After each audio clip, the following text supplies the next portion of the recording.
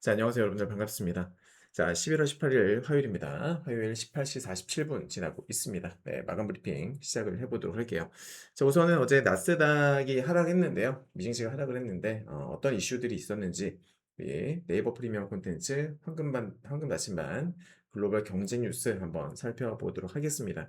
이 경제 뉴스는 제가 매일 무료로 공개를 하고 있습니다. 근데 여러분께서 일반적으로 일반적으로 접할 수 있는 뭐 네이버 뉴스라든지 그런 어떤 뉴스 채널에서 나오는 그런 종합적인 기사들을 한 군데에다가 제가 모아놓은 거기 때문에 이거 하나만 보셔도 충분합니다. 예. 정리가 아주 깔끔하게 되어 있으니까 앞으로 매일 제가 올려드리면은 이 뉴스를 확인하시면 될 것 같아요. 자, 살펴보겠습니다. 우선은 워렌 버핏의 버크셔 해서웨이가 알파벳 주식을 샀다. 지분을 매입했다라는 뉴스가 나오면서 어제 증시가 하락하는 와중에 알파벳 주식은 올랐습니다. 그죠? 네, 알파벳이 올랐다고 하더라도 종가 기준으로 보게 되면 이렇게 윗꼬리를 길게 달면서 마감을 했어요. 신고가가 나왔었죠, 신고가. 살짝 신고가를 경신을 했다가 바로 빠진 건데 고점을 경신하자마자 바로 빠지는 패턴은 사실 좋은 건 아니에요. 기술적으로 좋은 건 아닌데 글쎄요, 뭐 오늘 더 지켜봐야 되겠죠. 네, 이렇게 하루 빠졌다가 만약에 오늘 다시 여기를 돌파해주는 이런 양봉이 나오게 되면은 그나마 괜찮은데 만약 오늘까지도 여기를 넘어가지 못하고 고점을 결국에는 경신하지 못하고 빠지는 분위기로 간다면은 추가로 나올 가능성이 높아진다, 이렇게 해석을 할 수가 있겠고요. 그리고 구글이 AI로 여행 계획을 세울 수 있는 캔버스 기능을 소개했대요. 근데 이것 때문에 부킹닷컴이라든지 이런 여행 관련 회사들이 하락을 했다, 급락을 했다라는 기사입니다. 자, 오늘 좀 주의 깊게 봐야 되는 뉴스가 요겁니다. 아마존의 대규모 채권 발행. 제가 여러분들 한 2주 전부터 말씀을 드렸던 게 이 AI 업체들의 이 부채 상황, 이 재정 상황이 솔직히 저는 조금 걱정이 된다, 라는 말씀을 드렸었어요. 네, 오죽하면은 오픈 AI마저도 정부 보증 얘기를 하겠냐고요. 그죠? 물론 뭐 CFO와 샘 올트먼이 처음에는 부인했습니다. 우리는 뭐 그럴 생각이 없다, 라고 했다가 나중에 다시 한 라디오 프로그램에서 이런 뭐 상황이 안 좋게 되면 정부가 나서서 AI 기업들을 서포트 해줘야 된다. AI 기업들이 망하지 않도록 뒷받침해 줘야 된다, 그런 얘기를 하긴 했거든요. 그러니까 샘 올트먼도 뭔가 캥기는 부분이 있기 때문에 얘기를 했던 거 아니겠습니까? 그죠, 여러분들? 예.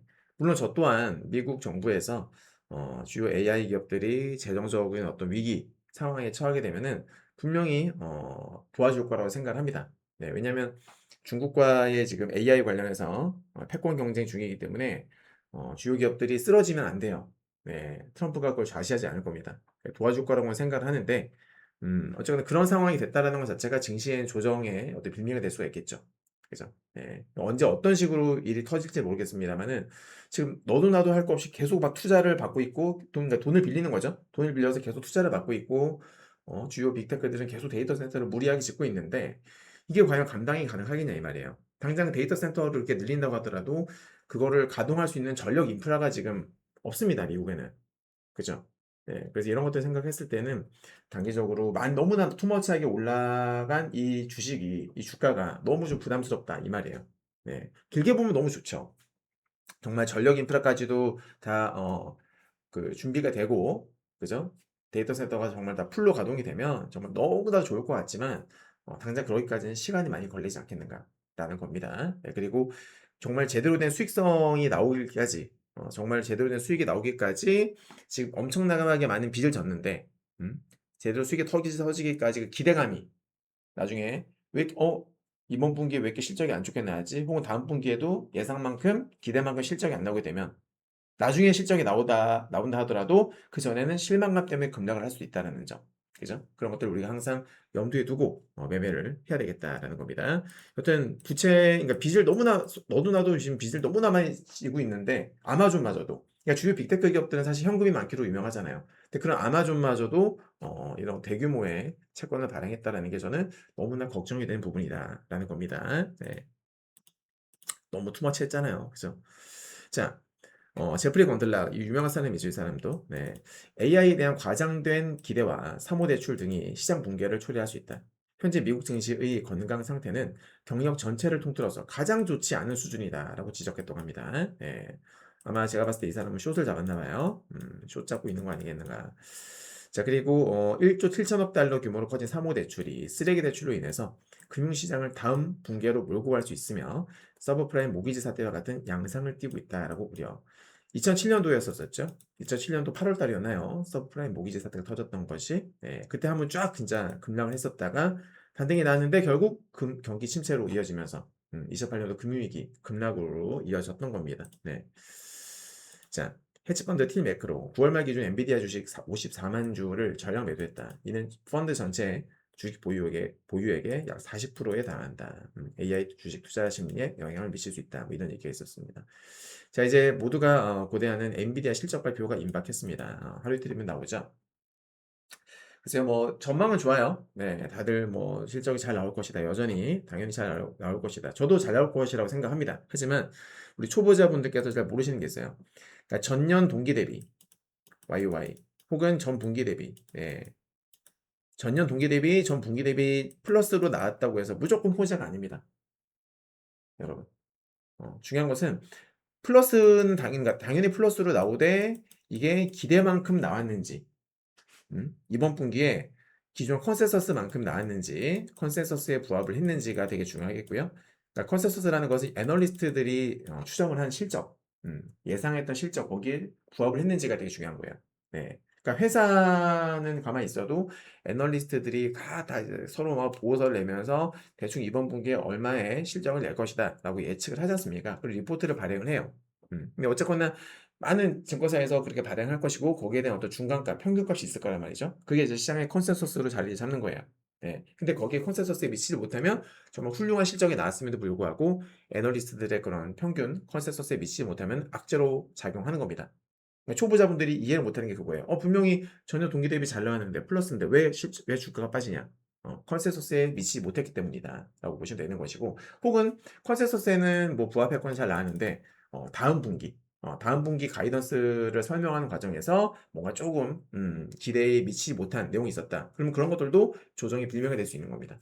맞죠? 그러니까 단순히 그냥 실제 숫자만 보고서 주가가 오른다 떨어진다라고 예측할 수는 없는 거죠. 예, 다음 분기 가이던스도 상당히 영향을 많이 미치는 부분이다라는 거 명심하시기 바랍니다. 어쨌든 이번 분기 실적은 당연히 잘 나오겠죠. 이때까지 늘 그러했듯이 잘 나오는데 다음 분기 뭐 사실 뭐 좋은 내용을 말을 할 것 같기는 한데 뭐 모르겠습니다. 그걸 맞추면 신이겠죠. 자, 지금 제가 계속 언급했던 것 중에 또 하나가 지금 그 연준 내부에서 분열이 일어나고 있다.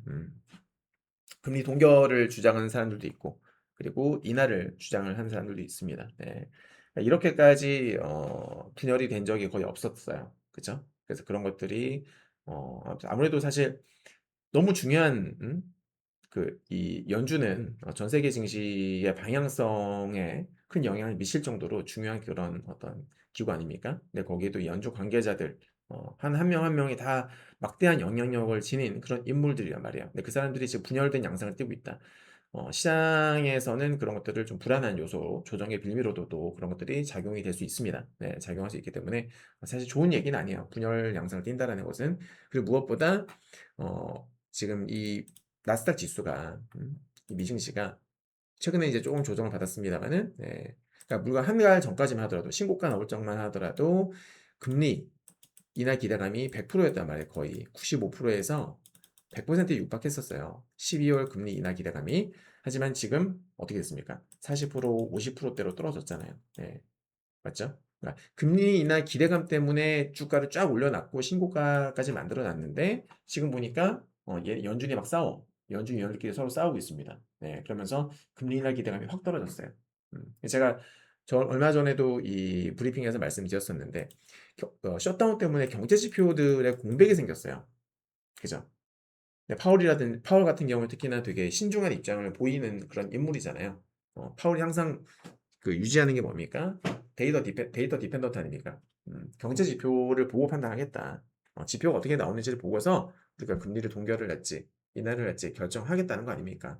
맞죠, 여러분? 네, 근데 그 중요한 경제 지표들이 최근에 거의 2달 가깝게 공백이 생겨버렸단 이 말입니다. 근데 이 상태에서 금리 인하를 할 수 있겠습니까? 결코 쉽지 않을 겁니다. 네. 결코 쉽지 않을 거예요. 데이터 공백 때문에. 그래서 저는 개인적으로는 12월 달 금리 동결 가능성이 높아지지 않을까라고 생각을 하고, 그렇게 되면은 금리 인하 100% 기대감으로 올라갔던 주가는 당연히 여기서는 그러니까 이 주가 레벨을 유지하는 데 정당성이 떨어지겠죠. 그죠? 명분이 떨어지는 거예요. 유지가 안 되는 겁니다. 네. 여기는 이 정도 레벨까지 올라오려면 금리 인하 가능성이 100%가 다시 돼야 돼요. 90% 이상 올라와야 됩니다. 그래야지 이 주가 수준의 이 주가 레벨을 감당할 수가 있는 거예요. 하지만 지금은 그게 안 되는 상황이다. 라는 거죠. 네. 그렇게 이해를 하시면은 될 것 같고. 자, 그리고 여튼 뭐 좋은 소식은 아니죠. 이렇게 싸우는 거는. 네. 뭐 그 정도 보시면 되겠요. 그리고 이제 그 트럼프가 얼마 전에 있었던 그 11월 초에 있었던 지방선거. 이것도 제가 다 말씀드렸던 내용들이에요. 이 마감 브리핑에서. 이 마감 브리핑 영상을 매일 올려드리고 있으니까 꼭 청취하십시오. 네, 정말 중요한 내용들이 담겨 있습니다. 특히나 이 뉴스만 꾸준히 보셔도요, 진짜 큰 도움 될 겁니다. 네. 자, 지방선거에서 공화당이 민주당에게 완전 제대로 패배를 했습니다. 그럼 이제 내년에 있을 그 중간선거에서 불리해졌죠. 트럼프가. 민주당이 불리해진 겁니다. 맞죠, 여러분? 그래서 이제 민심을 신경을 쓰지 않을 수 없는 그런 상황이 이르렀다라는 겁니다. 스콧 베센트 같은 경우에도 내년에 1, 2분기에 인플레이션 곡선이 꺾이고 실질 소득 곡선이 크게 상승하는 것을 보게 될 것이다 라고 하면서 민심을 좀 달래는 그런 모습을 보였고요.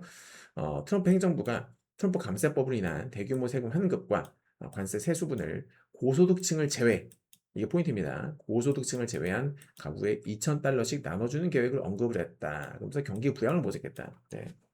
제가 이것도 예전에 말씀드렸던 건데 분명히 정부에서 이제 서민층을 달래는 뭔가 어떤 조치를 할 거다. 그러면서 제가 말씀드렸던 게 증시가 계속 올라가는 것을 바라지 않을 거다. 왜? 증시가 계속 올라가면 서민들은 짜증나요. 주식 투자할 돈도 없고 월급이 들어와 봤자 냄새만 맡고 그냥 사라집니다. 그죠? 월급은 그냥 내 계좌를 살짝 스쳐서 지나갈 뿐이에요. 그죠, 여러분? 인플레이션으로 고정지출은 올라가고, 근데 월급은 그대로야. 근데 주식시장이 계속 올라가. 얼마나 짜증 나겠습니까? 이런 상황이. 트럼프를 찍어줄 수가 없죠. 공화당을 찍어줄 일이 만무합니다. 그죠? 트럼프도 바보가 아니니까 이걸 알고 있을 거란 말이에요. 네. 때문에 증시가 올라가는 것을 바라지 않을 거예요. 증시가 올라가면 올라갈수록 지지율은 떨어질 겁니다. 맞죠? 그죠? 그래서 증시가 떨어질 수 있는 떨어지더라도 어떤 특별한 어떤 대책을 마련하지 않을 가능성이 높고 적당한 조정이 나올 때까지 그냥 방치하지 않을까 이런 생각도 좀 듭니다. 네. 아무튼 저는 어디까지나 뭐제 뇌피셜이긴 합니다만은 트럼프는 지수가 빠지기를 바랄 수 있다. 지수가 빠르시길 바랄 수 있다. 네, 그런 거예요. 아무튼 뭐 신경을 쓴다라는 거겠죠. 네, 신경을 쓰고 있다. 그리고 실제로 한 그 뭐예요? 한 단체 옥스퍼드 이코노믹스에서도 이렇게 얘기를 했어요. 행정부가 지금 식품 관세를 내린 조치는 물가 탓으로 분석된 지방선거 패배 때문이다. 네, 패배 때문이다. 결국 신경을 쓰고 있다는 뜻이겠죠. 네. 자, 증시 조정 속 비트코인 하락이 선행 지표로 주목이 된다. 비트코인 가격 움직임이 증시의 선행 지표이다. 사실 요거는 글쎄요, 뭐 이거는 케바케입니다. 네, 귀에 걸면 귀걸이, 코에 걸면 코걸이인데 어, 저는 항상 비트코인과 나스닥의 흐름을 관찰을 하는데 얘네가 커플링으로 움직일 때도 있고 또 그렇지 않을 때도 있어요. 음. 때로는 나스닥이 먼저 치고 올라갈 때가 있고 비트코인이 뒤따라갈 때도 있고 때로는 비트코인이 먼저 올라가고 나스닥이 뒤늦게 이어가든지 뒤늦게 올라가든지 혹은 비트코인 떨어지는데 나스닥은 올라간다든지 그죠? 매번 다릅니다. 정해진 어떤 룰이라고 패턴이 없어요. 아셨죠, 여러분들? 네. 다만 최근에는 보면은 비트코인은 이미 2달 전부터 계속 하락 파동 빌드업을 쌓고 있었었고요. 나스닥은 이제 막 떨어지기 시작을 하는 겁니다. 그죠? 네. 그 정도만 참고를 하시면 될 것 같습니다. 뭐 이렇게 정리를 하고 넘어가도록 할게요. 뉴스는. 자, 이제 브리핑 한번 살펴볼 텐데요. 제가 지난주부터 계속 그 쇼뷰를 말씀드렸었죠. 나스닥도 쇼뷰, 그죠? 국장도 쇼뷰, 즉 보수적 관점 유지하겠다라는 말씀을 드려왔었습니다. 그래서 저희 유로방은 지난주에 주식을 추천을 안 했어요, 제가. 추천을 안 하고 인버스만 그냥 들고 있는 상태로 넘어갔었었죠. 네. 그리고 어제는 이제 증시가 반등이 나오지 않았습니까? 제가 반등이 나올 수 있다.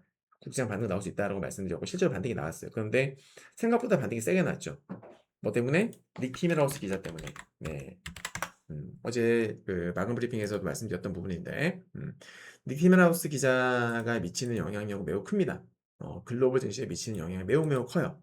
어, 연준의 나팔수 역할을 맡고 있기 때문이죠. 그래서 닉 티메라우스 기자가 개인 SNS에다가 관세는 인플레가 아닌 오히려 디플레를 유발한다. 뭐 이런 내용, 이런 논문의 내용을 공유를 했단 말이에요.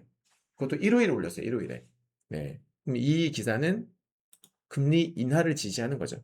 그러니까 관세는 결국 경기 침체를 유발할 수 있다. 그런 내용의 리포트를 올렸기 때문에 그게 일요일 올라왔어요. 그래서 월요일에 나스닥 선물이 급반등이 나온 겁니다. 네. 이렇게 되면 금리 인하 확률이 높아지는 거 아니야? 이런 어떤 메커니즘이 발동을 한 거겠죠. 근데 제가 어제 뭐라 그랬어요? 단발성일 확률이 높다. 그죠? 어제 제가 단발성일 확률이 높다. 이렇게 제가 분석을 했습니다. 네, 결국 저는 여전히 불확실성이 여전하다고 본다. 보수적 관점, 쇼표를 유지한다라고 어제 설명을 드렸던 부분이에요. 결국 나스닥은 하락 마감했던 것이고요. 그죠, 여러분들? 네. 자, 아무튼 뭐 저희는 오늘도 신규 매수 안 했습니다. 오늘 아침에 또 인버스 추가 매수 사인도 드렸었고, 이거는 보시면은 지난주에 제가 매수 그 코스닥이랑 코스피 인버스 사인 드렸었는데 생각보다 너무 세게 올라가는 거예요. 네, 그래서 제가 비중을 반주 줄여드렸습니다. 분할 손절하셔라. 답하지 말고. 그랬다가 오늘 움직임 보면서 다시 추가 매수했습니다. 저점에. 다시 추가 매수해가지고 기존 남아있던 물량도 수익 내고 오늘 신규로 매수한 물량도 또 수익이 난 거예요. 코스닥도 마찬가지고. 네. 그래서 지수가 급락을 할 적에 인버스로 수익 나면 기분이 짜릿하죠. 그죠? 특히나 지금 뭐 한 4, 5개월 이상 상승 파동이 나왔었기 때문에 국장이 인버스로 수익 내본 투자자들은 아마 거의 없지 않겠나. 대부분 인버스는 물려 있겠죠. 그죠? 네. 인버스로 수익 내는 게 쉽지 않은데 우리는 그 어려운 걸 우리가 해냈다 이 말입니다. 네. 그랬고요. 네. 그리고 시장 보시면 오늘 안 좋았죠. 네. 코스피 코스닥 88%, 84% 하락을 했습니다. 네. 분위기 좋지 않았고요. 제가 걱정되는 건 최근에 코스닥에서 제약바이오가 급등 흐름을 좀 이끌었었는데 물론 정말 좋은 내용이 담겨 있었었고 뭐 ABL 바이오부터 시작해가지고 여러 뭐 빅파마 관련해서 좋은 내용들이 있었었는데 그런 뉴스를 보고서 또 증시 꼭지에서 추격 매수를 한 개미들이 많을까봐 전 그게 좀 걱정이 돼요. 그게 좀 많이 걱정이 되는 부분입니다. 네. 그래서 아무래도 증시 변동성이 커지면 많이 올라간 종목들에 있어서 차익 실현 물량들이 좀 많이 나올 수도 있으니까요. 그런 부분들 좀 주의를 하셨으면 좋겠는데 아무래도 매수 원칙, 매도 원칙이 정립되어 있지 않은 그런 초보 투자자분들 같은 경우에는 내동매매, 그러니까 이제 남 갑작스럽게 어떤 뉴스라든지 어떤 현상에 따라서 막 그 현상에 쏠려가지고 자기도 모르게 막 매수 버튼 누르고 있고 흥분해가지고 그죠? 음. 도파민이 팍 터지면서 당장 내가 매수하자마자 급등을 할 거다라는 어떤 그런 근거 없는 기대감 그런 거에 사로잡혀가지고 매수를 하는 이런 내동매매 이런 분들이 되게 많은데 내동매매는 여러분들 패망의 지름길입니다. 절대로 하시면 안 되겠어요. 자, 국장 결국 떡락을 했습니다. 저는 개인적으로는 더 빠질 수 있다. 그러니까 어제 나왔던 반등은 짜장면 반등, 불트랩. 짜장면 반등 제가 어제 텔레그램에서 설명드렸었죠. 네. 맛있게 짜장면을 먹었어요. 너무나 맛있게 허겁지겁 먹었어. 근데 먹고 나서 나도 모르게 잠이 든 거예요. 알고 보니까 수면제가 들어있었던 거죠. 나중에 눈 떠보니까 어때요? 비릿한 바다 내음이 나고 코끝에는 비릿한 바다 내음이 코끝을 스치고 눈앞에는 막 갈매기들이 막 끼룩끼룩거리면서 날아다니고 있어요. 낯선 환경입니다. 어떻게 된 거죠? 새우잡이배에 팔려간 겁니다. 짜장면 먹고 잠들었다가 새우잡이배에 팔려간 거예요. 네. 그러니까 이게 바로 짜장면 반등이다. 반등 나와서 좋다고 막 샀는데 알고 보니까 덫이었던 거죠. 그래서 이런 게 이제 불트랩이라고 표현을 하는데 저는 여전히 추가 가능성을 보고 있습니다. 일단 차트를 보고 설명을 드릴 텐데 자, 지금 보시는 것은 코스피 차트예요. 네, 코스피. 사실 이번에 그 비성 상승 파동이 나왔었잖아요. 네. 지금 여기 화면 보시면은 녹색과 이 빨간색 시그널을 보십시오. 제가 만든 시그널들인데 이 시그널들의 이름은 심쿵 1과 심쿵 2 시그널이에요. 녹색이 1, 빨간색이 2라고 보시면 되겠는데 이 심쿵 시그널들이 뜨게 되면은 증시가 좀 약세 흐름, 조정 급락을 할 수도 있고 조정을 받을 수도 있는 약간 그런 시그널로 해석을 할 수가 있습니다. 네. 자, 근데 과거에 보게 되면 비이성 파동에서는 당연히 미스가 나요. 비이성 파동에서. 근데 일반적인 파동에서는 적중률이 상당히 높습니다. 자, 예를 들어 볼까요? 코로나 팬데믹 때 비이성 파동이었었죠. 보시면은 확대를 해서 보겠습니다. 네. 자, 팬데믹 때 녹색 뜨면서 올라가고, 자, 빨간색 뜨면서 옆으로 시어는 갔어요, 분명히. 그죠? 탄력은 둔화가 됐습니다, 확실히. 또 올라가고. 녹색 뜨면서도 급락이 나오고, 녹색 뜨면서 급락이 나오고. 잘 맞추죠? 그죠? 비이성 파동이 진행되고 있음에도 불구하고 상당히 적중률이 높았다. 하지만 100%는 없죠? 녹색 뜨고서 올라가고, 여기서 옆으로 분명히 시어는 갔습니다. 녹색이 뜨면서 급락을 하거나 혹은 옆으로 횡보를 하거나. 그죠? 네. 그럴 확률이 높죠? 그럼 여기서도 쉬어갔다가 또 올라갔어요. 빨간색 뜨고서 또 반등이 나오기도 하고요. 네, 근데 이제 이때는 코로나 팬데믹이었었고 그때는 유동성 장세였었기 때문에 비이성 랠리가 진행이 되던 그때였었다라는 거 감안하고 보셔야 됩니다. 자, 그 이후에 좀 보시면은 이제 2021년도 초에 1분기 정도에 같이 뜨면서 급락으로 이어지고요. 그 다음에 6, 7월 달에 뜨면서 또 급락으로 이어집니다. 네, 이제 서서히 그러니까 이게 뜨면서 급락이 나온다는 건 뭐냐면 증시가 조금씩 정신을 차린다라는 뜻이에요. 비이성으로부터 벗어난다. 그런 뜻으로 해석을 하시면 됩니다. 자, 그 이후에 보십시오. 뜨고서 급락, 뜨고서 급락, 뜨고서 급락. 그죠? 네. 증시가 정신을 차린 겁니다. 비이성 파동을 벗어나서 뜨고서 급락, 뜨고서 급락, 뜨고서 급락. 맞죠? 그래서 이런 시그널들을 적용할 적에는 여러분들은 이 시그널이 안 보이겠죠. 제가 만든 거니까. 근데 증시가 비이성 파동인지 아닌지를 잘 구분을 할 필요가 있습니다. 네, 역시나 여기도 보시면 다 급락이 나오죠. 여기도 뜨고서 또 급락 나오고. 맞죠? 적중률이 상당히 높은 그런 시그널이다라는 걸 알 수 있겠고요. 그다음 이제 2024년도까지 왔는데 여기서 보시면 뜨고서 옆으로 횡보, 뜨고서 올라가기도 하고 또 뜨고서 다시 급락, 네, 뜨고서 또 급락, 또 뜨고서 또 급락. 확률 상당히 높죠. 여기도 뜨고서 급락. 못해도 진짜 80% 이상 나오지 않습니까? 승률이. 그죠? 네. 그렇게 하다가 이제 올해 비성 랠리가 시작이 된 겁니다. 네. 그 전에도 보시면 뜨고서 급락. 음. 여기서 뜨고서 옆으로 횡보하다가 급등. 뜨고서 또 횡보하다가 또 급등. 뜨고서 여기 잘 보시면은 네. 어떻게 했어요? 이때는 뜨고서 급락이 아니라 횡보를 하기 시작을 하죠. 횡보하다가 또 빠지고. 그러니까 이 시그널들, 심쿵 시그널이 뜨게 되면은 급등이 나올 때도 있지만은 바로 급락이 나오든지 아니면은 최소 횡보를 하든지 그러니까 지루한 박스권을 가든지 그럴 확률이 압도적으로 높아져요. 그죠? 네. 압도적으로. 근데 가끔씩 비이성 랠리에 따른 추가 급등이 나오기도 합니다. 이렇게. 자, 그리고 되게 오랜만에 이게 뜬 거예요. 자, 지난번에 떴죠. 뜨면서 이미 급락을 했고 꼬리가 달렸어요. 반등이 나왔지만 또 떴습니다. 뜨고서 또 급락이 나왔고 또 반등이 나왔지만은 이제는 이번에 빨간색이 떴어요. 빨간색 뜨면서 어제 반등이 나왔지만 오늘 급락이 나오죠. 그죠? 네. 어떻게 되고 있습니까? 지금 심쿵 시그널에 반응을 하고 있는 거죠. 코스피가 반응을 하고 있는 겁니다. 네. 반응하고 있다는 소리는 어때요? 서서 반등이 나온다 하더라도 박스권으로 진행될 가능성도 염두에 둬야 되는 거예요. 그리고 저 개인적으로는 더 빠질 수 있다고 보는 것이 지금 이 여기 기준선 일목균형표의 기준선 검정색 이 시그널 이 라인 이게 일목균형표의 기준선인데 최소 여기 정도는 찍지 않을까 라는 생각이 들고요. 그리고 여기 저점에서부터 이어져 오는 추세선이 있어요. 이 추세선, 저는 이 추세선을 그어놨는데 여기를 좀 찍을 가능성이 높지 않을까? 개인적으로는 좀 그렇게 보고 있습니다. 네, 이해되셨죠? 그 다음에는 코스닥도 보겠습니다. 네, 코스닥, 네, 코스닥인데요. 코스닥의 경우에는 잠시만요. 음, 코스닥의 경우에는 네, 이게 왜 이렇게 되어 있지?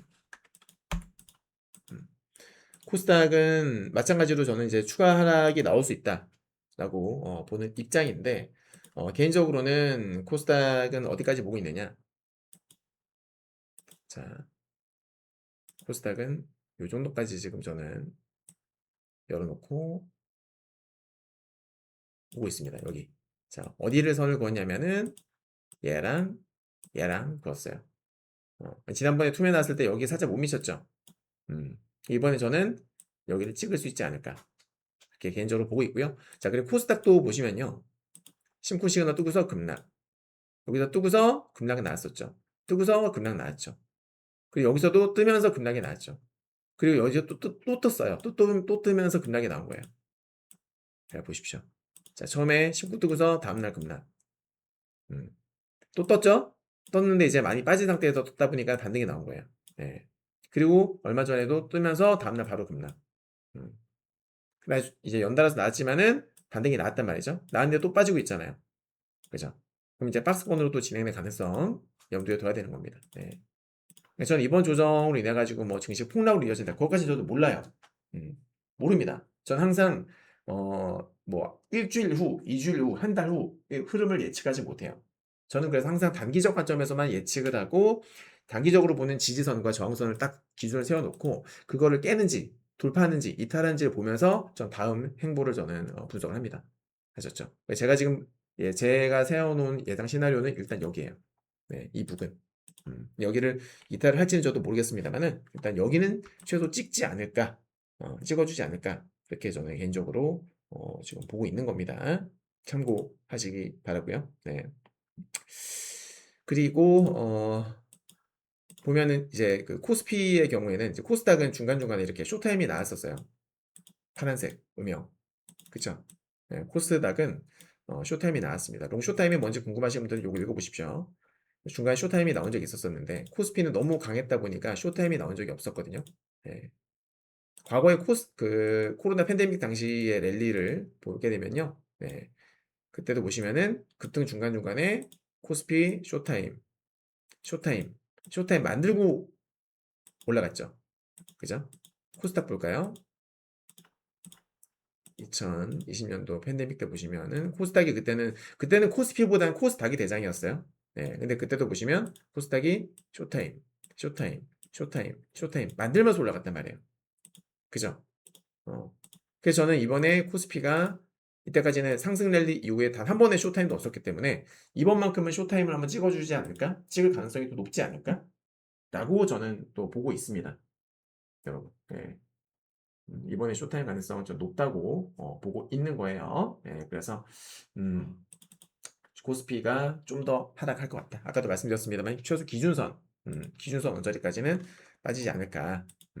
자, 그래서 코스피는 자 코스피 일목 기준선 최소 일목 기준선까지 하락할 가능성. 그리고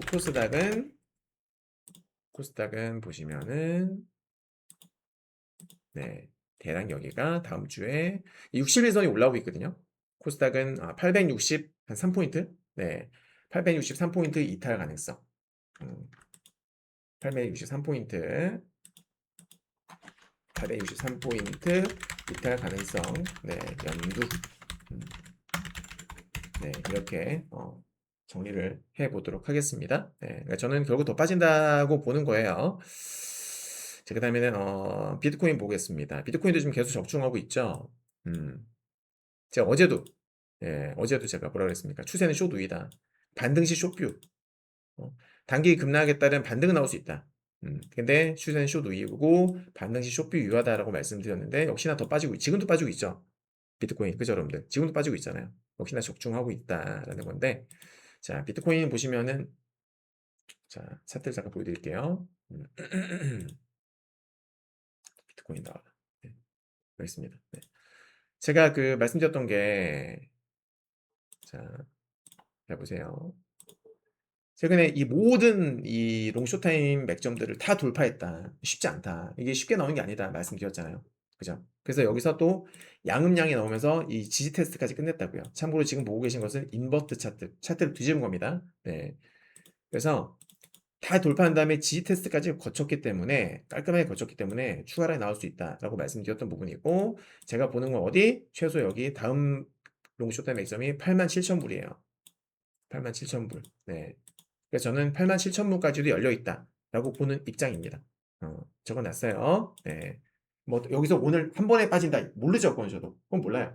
여기서 이대로 계속 빠질 수도 있겠고 아니면은 또 반등이 나왔다가 뭐 시간 끌다가 갈 수도 있겠고 저는 어쨌거나 단기 관점이건 단중기 관점이건 87,000불 정도까지는 찍을 수 있지 않을까라고 저는 보고 있습니다. 예, 참고하시기 바라겠고 일단 미증시입니다. 오늘 아침에 이제 미국 증시 종가를 확인하고 나서 우리 유로엔님께 올려드렸던 캡처 내용입니다.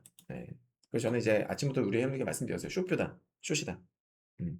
어제도 제가 여러분들 어제도 저녁인가요? 텔레그램인가요? 막 올려드렸던 것 같은데 영상을 통해서 올려드렸던 건데 어제 제가 라이브 그 영상 녹화해가지고 올려드렸던 자료에서 뭐라고 말씀드렸냐면은 이 쇼타임 아니 롱타임 그러니까 어제 종가가 나스닥 종가가 이 롱타임을 깨서 음봉으로 마감하게 되면은 추가 하락 가능성이 높아진다. 어제 미리 말씀드렸었어요. 그래서 오늘 아침에 일어나서 보니까는 이탈을 했더라고. 그래서 제가 아침에 우리 유로엔님들께 쇼표다. 오늘 나스닥 숏이다. 라고 말씀을 드렸던 겁니다. 네. 아셨죠? 그래서 보면은 이렇게 이 두 개의 롱타임 맥점을 깨면서 마감을 했죠. 하지만 바로 밑에 뭐가 있어요? 60선도 있고 볼린저 밴드도 있고 맞죠? 그래서 다이렉트로 바로 급락을 하는 게 솔직히 쉽지는 않을 것 같긴 해요. 하지만 결국에는 추가 하락이 나오지 않을까라고 보고 있고 그리고 이번에 재밌었던 게 뭐냐면요. 자, 이번 나스닥을 보시면은 개파락 양봉 이것도 제가 어젠가에 언급했던 부분인데 개파락 양봉이었잖아요. 지난주 금요일이. 그래서 개파락 양봉이 나온 걸 보고서 제가 국장 장 초반 반등 나올 수 있다. 말씀드렸는데 실제로 국장 장 초반 반등 나왔죠 어제. 음, 그리고 개파락 양봉이 나왔지만은 다음날인 어제 음봉으로 마감했단 말이에요. 한 0.8% 빠졌었죠. 자, 이때까지 보면은요. 나스닥이 상승 추세가 유지가 되는 이런 구간에서 개파락 양봉이 나왔을 때 다음날 반등에 실패했던 건 이번이 처음입니다. 처음이에요. 자, 보십시오. 자, 잘 보셔야 됩니다. 네. 일단 급등 랠리가 시작되는 이후로 보게 되면은 상승 랠리 시작되다가 개파락 양봉 다음날 반등. 그죠? 네. 자, 양봉 다음날 반등. 개파락 양봉 다음날 반등. 여기도 개파락 양봉 다음날 반등. 여기도 개파락 양봉 다음날 반등. 이번에 처음으로 반등에 실패. 장중엔 반등이 나왔습니다만은 음봉 마감했죠. 처음입니다. 네. 개파락 양봉이 나오고서 반등 실패한 건 처음입니다. 자, 작년 볼게요. 작년. 올해 초부터 작년 보시면은 개파락 양봉 나오고서 반등. 개파락 양봉 나오고서 바로 반등. 여기도 바로 반등 다음날. 그죠? 그리고 여기도 반등. 네. 여기도 반등. 개파락 양봉 나오고서 여기도 반등. 네. 그러니까 나스닥이 상승 추세가 살아있을 때 개파락 양봉, 그것도 몸통이 통통할수록 다음날 반등 나올 확률은 압도적으로 높았어요. 거의 뭐 90% 이상 나올 정도로 확률이 매우 높았다. 여기도 보시면은 개파락 양봉 다음날 반등. 그죠? 네. 여기도 개파락 양봉 나오고서 다음날 반등. 음. 확률 진짜 높았죠. 네. 근데 그러던 나스닥이 지금 진짜 오랜만에 깨진 겁니다. 그 패턴이. 깨진 겁니다. 여느 때 같았다면 반등이 나왔겠지만 이번에 깨진 겁니다. 맞죠?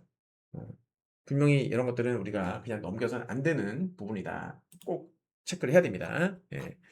아무튼 제가 뭐 앞전에 올려드렸던 여러 영상들 찾아보시면은 다 나와 있어요.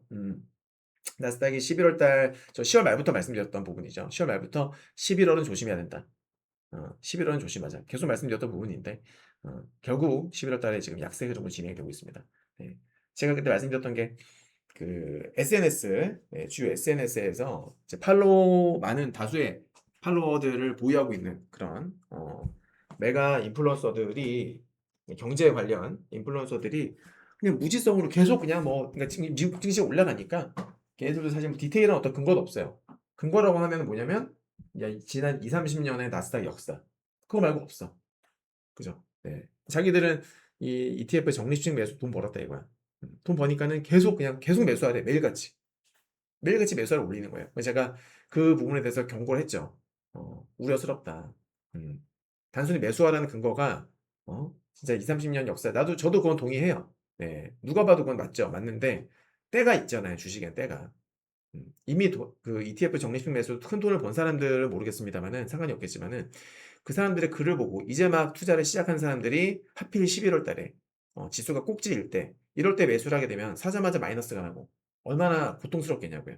그죠? 책임지지 못할 말을 하는 게 아닙니다. 여러분들. 그죠? 매수를 하라고 할 거면 최소 얼마 이탈하면 손절해라. 손절선도 알려주던지. 그잖아요. 네, 그런 거 없이 그냥 무조건 매수하래. 만약에 정말 재수 없어서 이게 2008년도 금융위기처럼 1년 이상 하락을 하게 된다면 그래도 계속 매수하러 할까요, 그 사람들이? 네. 그리고 재밌는 게 뭐냐면 최근에 증시가 빠지니까 이제는 나스닥 사세요. 이런 글이 안 올라와요. 계속 사러 하던 사람들이 이제 안 올라와. 욕 먹을까 봐 안 올리는 거겠죠. 예.